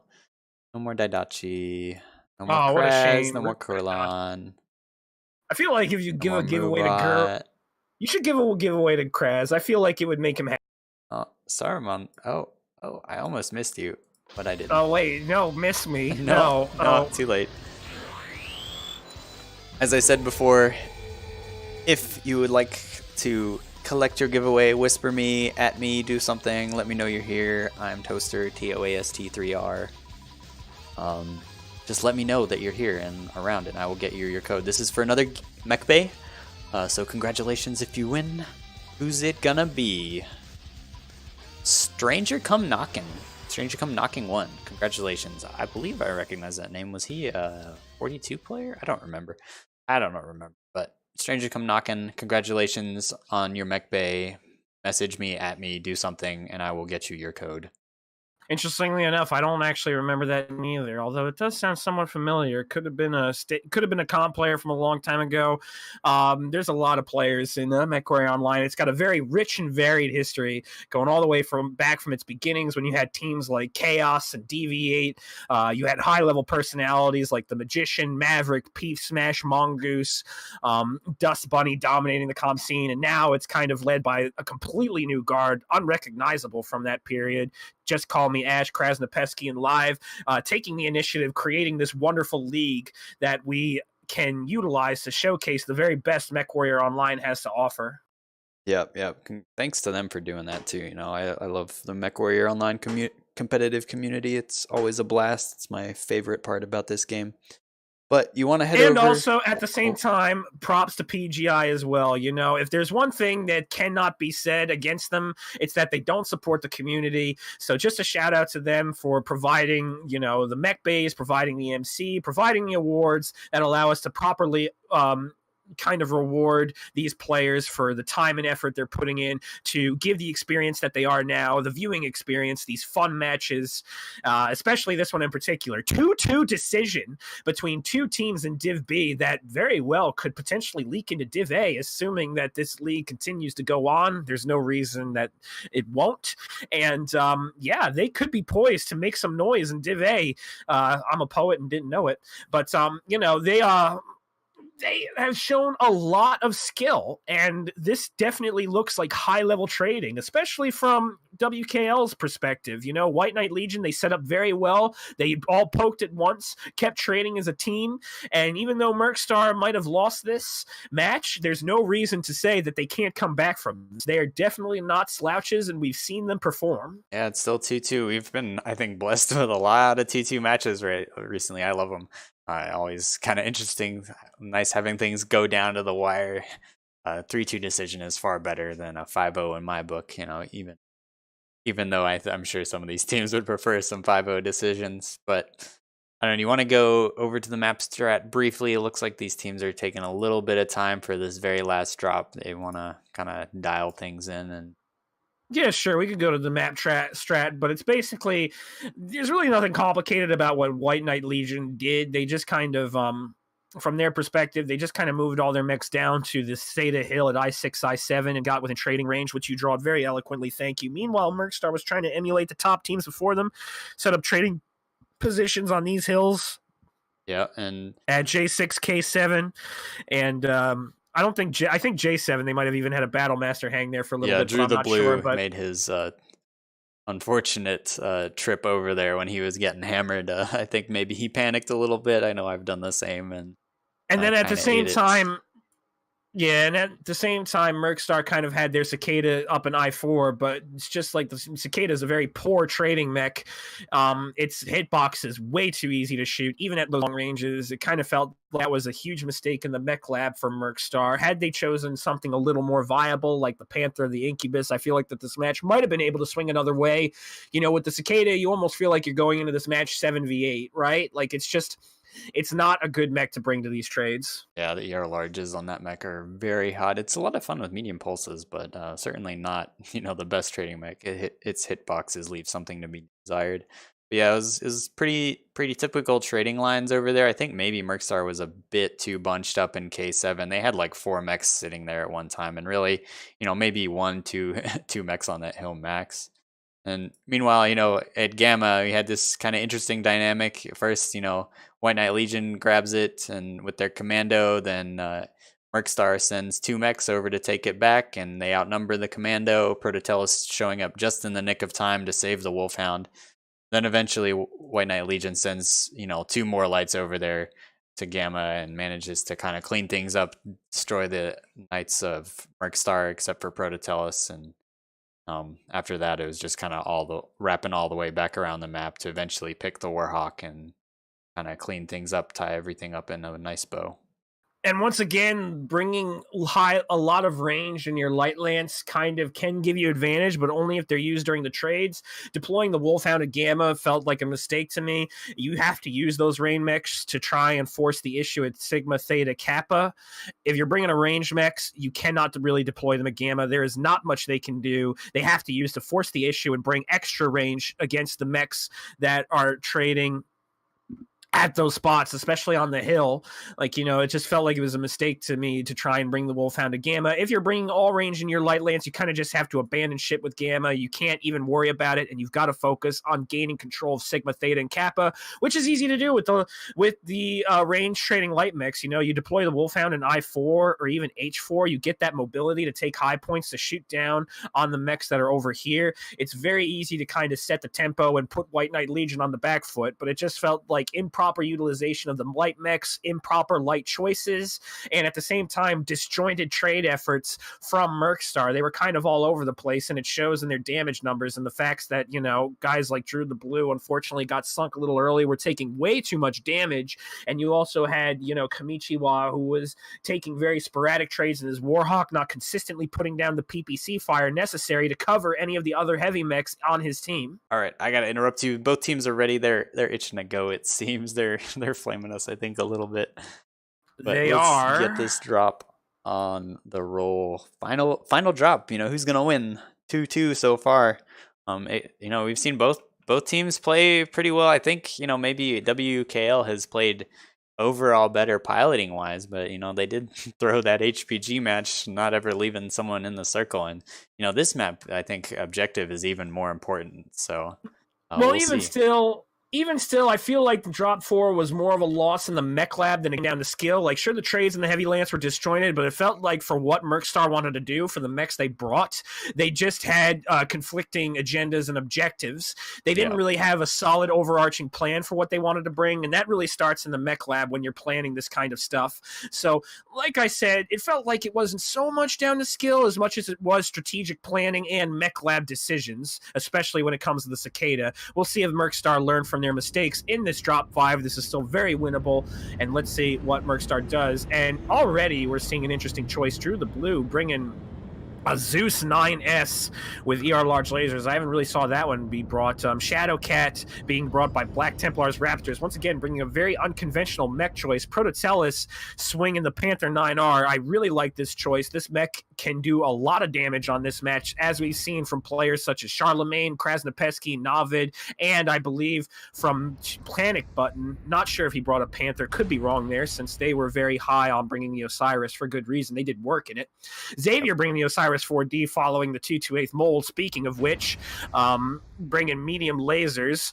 And at the same time, Grasshopper 5P from Xavier, another very interesting choice with large laser. Kamichiwa bringing the Warhawk. He needs to do more in that mech if they want to bring a win. Meanwhile, the deck brought by White Knight Legion kind of mirrors a similar strategy. Hunchback 2CA brought by Tios. He is very effective in his Hunchback. I've seen him do a lot of damage in it. I expect high damage numbers from you, Tios. Don't let me down, buddy. John McFuzzy bringing the Manual again. Sounds dangerously close to Manure. I like it. Pi 14K in the Incubus 4 with 6 ER medium lasers, which is interesting because Imperial and 228 tried it with 4 ER large to some success, but he's going for more medium range. And Scout Derek and Texan Sprung, the Texan Scrub Lord. I was about to say Texan Drug Lord. Excuse me. I apologize for that. All bringing ERPPC, Warhawk Prime. So the withering PPC fire is coming out. Mercstar is already a little behind on the trades, but Xavier ate some damage. Yeah. But I believe that it's all in the shield arm. Yeah, no, it's not in his left leg. That's not good. Took a fair bit of damage when he was trying to grab the Theta early. He did manage to flip it, so it was some success, but yeah, you don't want to eat that leg damage this early, especially on a map where lights are so important. Yeah, that's disastrous for Xavier. That leg is open. If he gets caught out, then he's going to be killed. He is definitely not an option to go to Gamma. I will tell Mercstar that right now. Please do not send him to Gamma. He will die. But going back to the trades, John McFuzzy eating a lot of damage in his Manual, 3 ER PPCs. I've never actually seen this mech in comp, and it looks like that potentially for good reason. The Spun Spider is pretty easy to shoot, and already one of his torsos, the right torso, is almost completely open. Strikes being dropped to try and stop the cap going back to White Knight Legion at Theta, but Pi 14K is not giving up on this. Tio's taking some big hits over here. He's being real aggressive in this Pop-Tart Hunchback. Might have, I don't know, he's 80%. He's taking some big hits. Mercstar knows he's there too, so he's not really gonna get any big surprise hits. Pyth taking some shots too now from the PPC Warhawks on the side of White Knight Legion. Looks like Mercstar's, I don't know, a little bit maybe over worried about this light. They've kind of got eyeing them from behind, but And right now, Teos's right torso is almost open. It's cherry red armor, so it's not looking good. Teos and John McFuzzy are just getting beat up. I'm not exactly sure I can support the choice of the manual, but I mean, if a guy performs in the mech, you gotta let him try him. I know that Zios is the king of unconventional builds. We let him bring whatever he wishes because he's comfortable in anything. And it looks like that the Mercstar smelling blood in the water. Drew the Blue and Black Knights Templars are putting shots down on Teos, who is extremely aggressive, and John McFuzzy is not seeing any of this happen to Teos. Teos is way overexposing right now. Both of his shoulders are open, and he is not doing well. He almost exposed himself too much. He doesn't have much cover from the Zeus, and his right torso is almost completely gone. Whiffed shot from the Shadow Cat. Missed opportunity, but this strike might kill him, and Teos might be out for the count right now. The strike was on Teos' side. Thank goodness for him, but Teos lost a side torso, and he essentially is going to be out of commission. John McFuzzy reacting way too slowly to back him up, and right now it is not looking good for White Knight Legion's players. But at the meantime, Pyth, Shanrak, Kamichiwa, they're also taking a lot of damage as well. Kamichiwa 71%, CT open, side torso, right side open completely. And this is just the story of, basically the game seesawing in different directions. You have the right side at the top of the mountain, which White Knight Legion seems to be winning, but then you have the bottom side between John McFuzzy and Teos, who kind of overstretched, and while Mercstar is trying to finish them, they smell blood in the water. They can't because the trades on the left side, the high side of the map, are just completely lost. Pyth eating it in his Grasshopper 5P. He is not doing well. His right torso is almost dead. I can't imagine that the Grasshopper is running an XL. He might not be, but at the same time, it's just not looking good. Draven Dark Shadows spotted by Mercstar's team. They're going to see that this this Piranha is going to move in for the kill, and Prototelis and his Panther 9R is going to move to try and shade, but they just don't have the DPS necessarily to kill it. Draven Dark Shadow looks like he's going to escape scot-free. Yeah, I'm not sure I agree with bringing the Panther down here. He was better I think up top on that mountain trying to stop the cap on Sigma. But White Knight Legion grabbing Sigma now.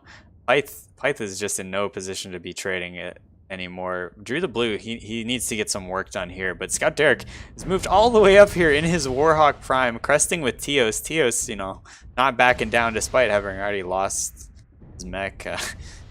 This is looks like White Knight Legion kind of playing a little with fire. They're winning these trades, I'd say, overall, but it could easily swing back the other way if any mistakes are made.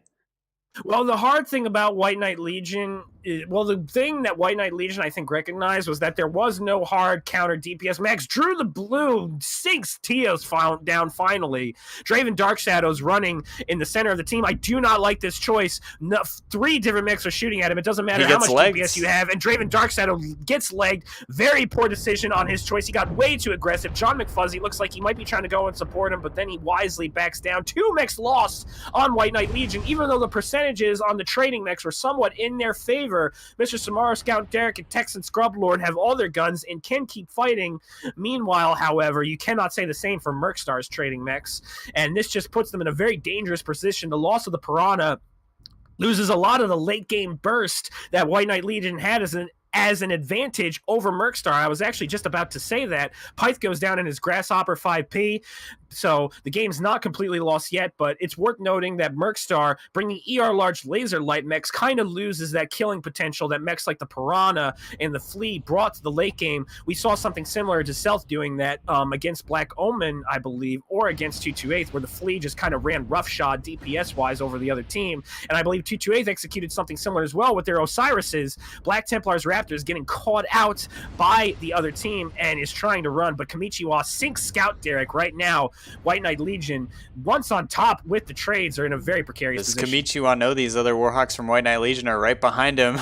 This could be dangerous. Black Templars goes down in his Shadowcat. Mr. Summary takes him out. All the trading lines have kind of just broken down. All the Warhawks are, I don't know, antsy to fight and moving up on the side of White Knight Legion. I don't like where Somaru and Texan Scrublord are stuck, though. They're kind of out in the open. They managed to ice Kamichiwa, though, so that's a big kill. Drew the Blue still doing, he's pretty hurt in this Zeus, but might be able to kill. Right. Oh, no, I'm sorry. Continue. Texan Scrublord takes out Drew the Blue, though, in his Zeus, and Mr. Somaru goes down in his Warhawk, so it looks like it's kind of a 2v1 right now. Scrublord versus Prototelis and Shanrak? Yeah. Shanrak has 1 ER PPC, and he's putting it to the pedal, to the metal, trying to get a final shot, hoping to kill Texan Scrub Lord, finish the job, and he's doing a very good job tanking. He manages to lose a side torso. Unfortunately, Texan Scrub Lord saves his PPCs to destroy the other one. Great micro play on Texan Scrub Lord, but it is all for naught. Yep. Texas Scrub Lord goes down. Prototellus also gets shot in the back. Would have liked to see that light mech stay alive. But now with it just being Brower and Pi 14K versus Xavier and Damocles, it looks like Mercstar has the advantage. Xavier, especially in his Osiris, he's going to be hard to pin down, although, as I say that, he takes what looks to be a pretty big hit. He might be just trying to finish off Brower and take most of the capping ability away from White Knight Legion. And White Knight Legion, with only 1 cap left, despite having the cap lead early on, has lost it. A 4 cap lead is in the way for Mercstar, and I can say this game is solidly within Mercstar's grasp. Only the greatest throw of throws could really give White Knight Legion any chance to win this game. Yeah, and I missed it, but Pi 14K goes down, and then Xavier finishes off the Hunchback. So well played on Mercstar's side. They seem to be losing those trades, but I think maybe White Knight Legion got a little bit over aggressive, sending their Warhawks up from their trading position. What do you see from this scoreboard, sir? What I see from the scoreboard is that on the side of White Knight Legion, I think they got way too PPC happy. The Hunchback 2CAs from Tios and Brower weren't really able to do much lurk. I think they just got out traded by the ER large lasers. The Warhawk Primes did around 400 damage, which is okay, but looking at the other side, Mercstar definitely had a more even damage spread. Drew the Blue 560 in the Zeus, Pyth 417 in the Grasshopper, Kamichiwa 409 in his Warhawk, Shanrak 554 in his Hunchback 2CA. The Battlemaster Damocles won, avenging what was not a great game before, 433. So it felt like the large lasers were doing a little more work, but it also felt like the Warhawk Primes were just kind of forced on the back foot because John McFuzzy and his Manuel, Tios and his Hunchback 2CA were forced to eat a lot of damage, and kind of like the game before where Mercstar's mechs were too damaged to trade coherently. On their side. The same could be said of White Knight Legion. White Knight Legion. Yeah, I think like they got Tios up there real aggressive in his Hunchback 2CA, maybe a little bit too aggressive for a PPC build. And then Scout Derek also moved up in their Warhawk, and it seemed like it was going well until that point. But then Tios died, and they kind of jumped on Scout Derek too. And at that point, you kind of saw Somaru and I believe Texan Scrublord also decide to move down kind of into that low ground. They were never really able to get out of there and crest that ridge to try and finish off those MS Crab people. The Mercstar team kind of just backed off, killed the Piranha, who was a pretty big threat up until that point. And he maybe should have played it a little bit safer with that mech. He's pretty important at the end of the game, being able to finish off people and worry about those caps. But by the end, even if Mercstar had lost the last little 2v2, they had a 4 cap and they were climbing back as far as points go. They might have just won it off of their 4 cap lead. And joining us today right now, a little bit ahead of the gun, probably very happy at a well-earned 3-2 victory, although we still have to analyze some things with drop 1. Kamichiwa 343 joins us in the casting booth, followed by Mr. Samaro. Very good game, guys. Excellent matches. Almost, I would say, a Div A worthy match, in all honesty. That was a lot of fun to watch. However, Toaster, just to make sure that we are not missing anything, any giveaways? Let me do one giveaway real quick. Hopefully you people are entered. Okay. Yeah, Saruman should be entered. Let's add viewers. Oh, okay. Add Saruman. The tool goofed up. That's it. Rip Bearclaw, Gon, Kraz, Kurlon, by Moobot, by Saruman, by That's Toaster. Is it dirty? You're doing the Uruks wrong. I'm doing the Uruks wrong. Oh, those poor Uruks, never winning a mech bay. I don't know. Maybe someday I'll be able to get you one. But now, as I said before, whisper me, at me, do something on Twitch, or heck, even people have been contacting me through Discord on occasion. that is how you want to contact me, do it. I'll get you your MechBay code. Vision555, congratulations. You have won a MechBay. Please let me know that you're here and alive, and I will get you that code. All right, Saruman, ready for this interview? I am. So, first off, gotta go to drop one. That one's gonna be a little controversial because, I mean, Oh gosh. I just hope you guys are okay with the result of that because we're a little conflicted in the rule set booth on how that should be on how that should go. I mean, I understand it's a gentleman's agreement, but first off, I just have to ask Mr. Samaru, are you okay with the result of that drop since your team did lose it? Well, yeah, we made the agreement, and not upholding the agreement is just kind of scummy. You know what? I can admire that attitude. Great sportsmanship, sir. So that's probably something we're going to take to the rule book. So long as you guys are okay with the result, we will be fine with that. We'll obviously still debate it. So just an idea. Why did you guys agree on a full crab drop? Why not? They're crab people. We are the crab people, and I believe they wanted to take their chance to try to out-meme us from our famous crab on crab deck. So, King Crab and Crab deck. So I think I can't blame them for trying to outdo us at our own game, but that's the tough sell. Not many people can out-crab the crab people. This is a well-fought battle. The crab people prove they are worthy of their name, though, and their title. So, congratulations to you guys for the win. I don't know, anything more you want to ask about that, Saruman? I think that just overall, once again, Samaro, like I understand it was a meme deck, so it probably wasn't that serious of a drop, but it felt like the push was a little too long and you didn't spread your mechs out enough to really take advantage of all the cover. You had all your crabs behind one rock. They were like crab walking on top of each other. Why was We were trying to find a way to get as close to their AC2 mechs as possible so we can just push, but we couldn't do that. And I'm sorry, did you have something else to say? Nope. And Kamichiwa, kudos to you. That was an excellent firing line. Now take us into drop 2, the speed brawl. Anything you guys want to comment on that? Yeah, I probably shouldn't have heavy stacked the tonnage as much as I did. 3 Orions was a little bit much. Maybe it would have been a little bit more of an even fight, especially because they did a fantastic job at isolating our heavier mechs and taking them out very quickly. Sub 200 damage on some of those Orions is just unacceptable for us, and they did a fantastic job at forcing us to give those mechs up quickly.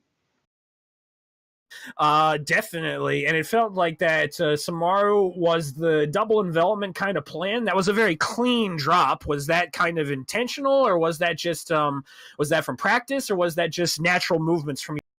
Pretty much natural movements. We just decided to find the most isolated target we could, closest to us, and make it pay for existing.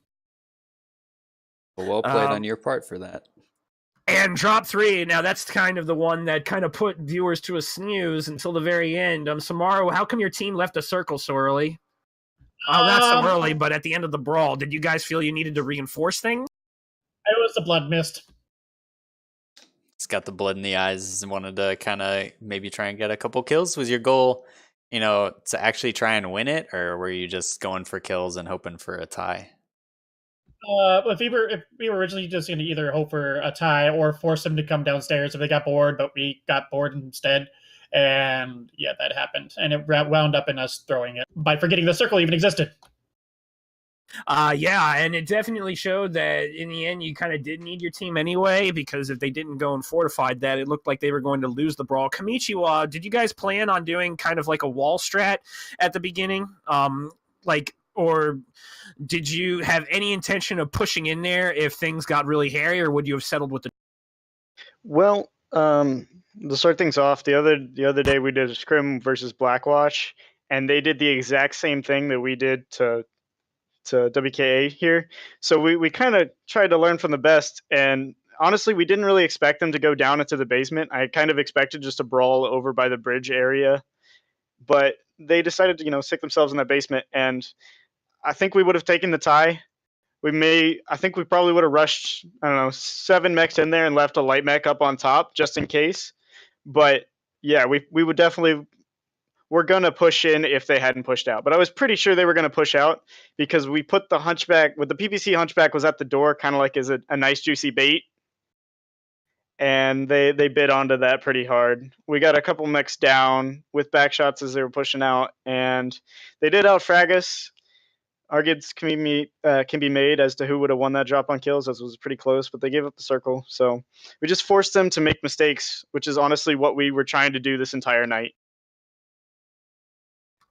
Definitely, and that was actually a very good bait.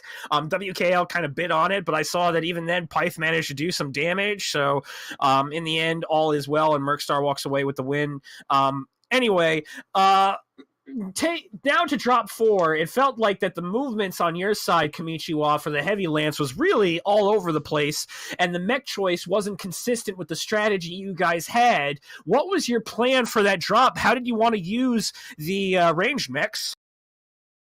Originally, we had those mechs on Team 1 side, which may have gone better, honestly. I made the miscall and didn't feel like switching pilots around, as we had already taken too much time off of our time limit. So we just went with what we had, and we're still struggling to figure out how that works. The light mech play on that drop, and that's what cost us, because we couldn't control any of the caps, and we just got crushed into a corner.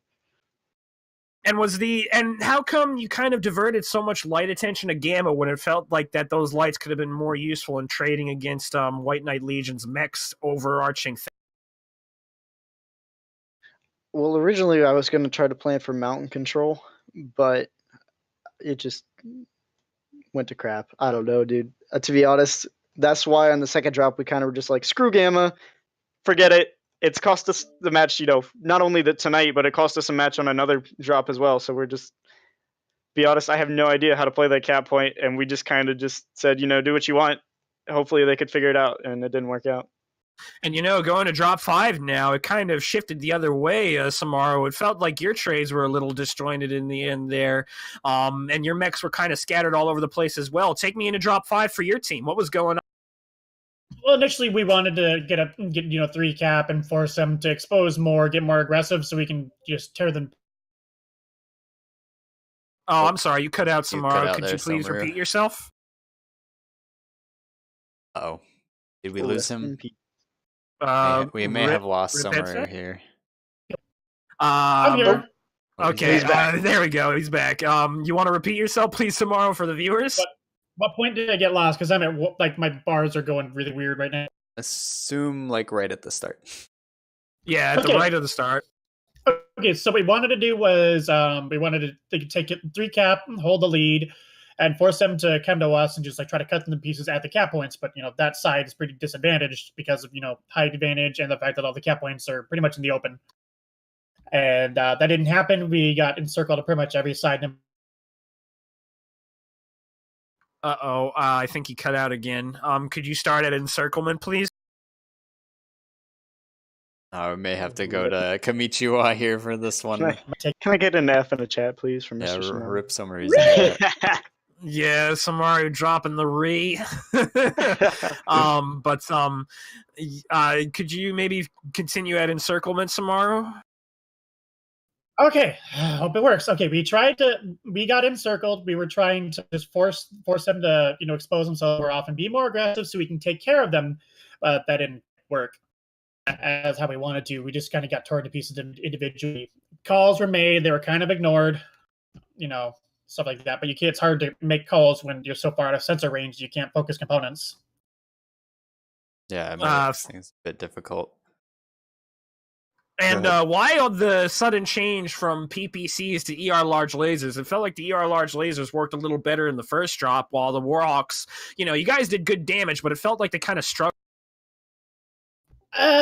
We like our PPCs.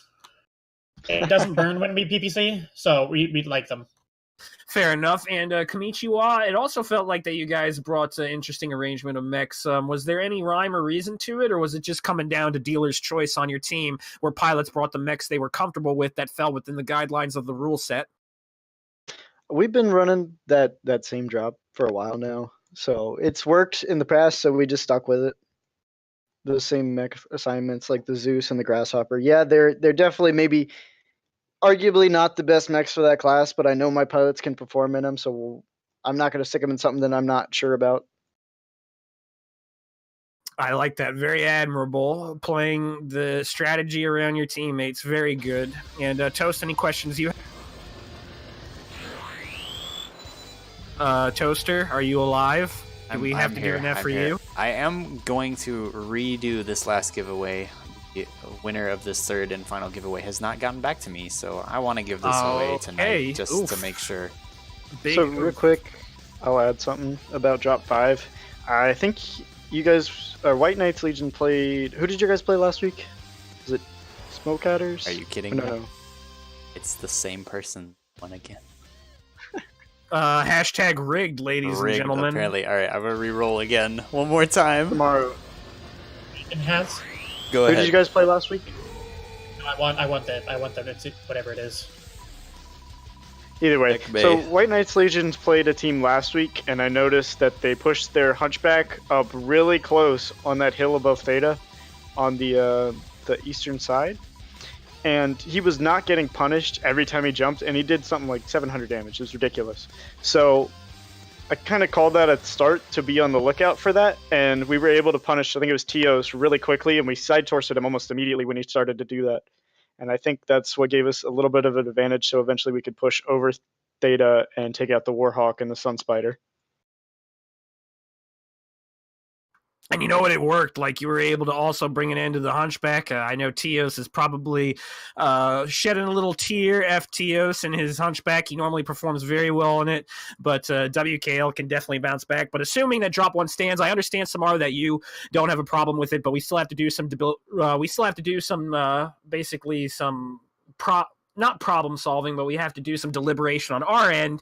But overall, if the drop stands, either way you slice it, it will be, well, basically, if the drop doesn't stand, then it would be a tie, and we'd have to solve it another way. But if the drop stands, then it would be a solid win for Mercstar. It would put them, I believe, in a tie for first place with White Knight Legion, and that was an amazing match, guys. I honestly can't wait for the rematch coming later in the season. I hope that we get to cast it, because it was a lot of fun watching you guys go at it. Hopefully, a little bit more by the book next time, or at least let us know. I don't believe there's a rematch. Yeah, no. I think we only play one. They only play once in this division, Saruman. Oh, it did be. I forgot. Yes. So. This because there's so many teams. Oh wow, yeah. It's going to be interesting. You know, this does make the race for NA Div B a lot tighter. You know, White Knight Legion, you guys, I believe, will likely still be in first place because he did grab 2 games off of Mercstar, but you know, it's a very tight race between, you know, Mercstar, White Knight Legion. Well, I believe it comes down to total drop wins. So in that area, like, Mercstar may have an edge, but assuming that we'll see how the rest of the season shakes out. That stinks. I thought that there'd be a rematch. Maybe we could hold a little fun exhibition match at the end, because I know that more viewers would like to see more crabs, legal or even. It's the crab league. We'll start our own league, Saruman. Nothing but crabs. We'll have, you know, the Mercstar and maybe the White Knight Legion consult on it. Giving a shout out, I believe, actually, that the big wigs, Kraz, Ash, Live, might be working with some other comp leaders to be coming up with a 5v5 league. That might be in the works. Just a little teaser. Not sure where it's at, but yeah, that'd be interesting if it actually goes through. I know that right now, Kraz Napesky and Ash are both saddled with work. Daidachi as well, bless his soul. But we might see some more stuff coming from the competitive Borg mind at the very top, putting their very best to the challenge of coming up with more leagues to challenge the players of the MechWarrior Online player base. Yep. I will say for Div B, honestly, I think it might come down to whether WKA can pick up a drop off of Blackwatch next week. That will be interesting. I mean, if you guys and Mercstar were able to almost take drops off EMP, WKL may be able to do some serious damage against 228. That's definitely a match I'll be interested in casting, and I hope we get to it. And hopefully I can cast the match tomorrow. I'm not sure if I can, though. We'll monitor that too. But yeah. Any final good games all around? Yeah. Any final words from you, Kamichiwa? Just fantastic games from Samaru tonight. I'm sorry some of those had to be so nail-bitingly close. I also want to put out that all of Mercstar's wins have been 2-2. We've won the last drop. So we've literally brought it down to the wire every single freaking time, except for EMP, of course. But that one, yeah. Well, as a caster, I appreciate it. You know, close decisions are always the most fun to cast. Summer, do you have anything to say? No. GG's, Kimichua. Yeah, definitely, man. That was freaking awesome, dude. All right, GG's to both of you. I think that's it for us, or it's it for me at least. Saruman, you have any final words?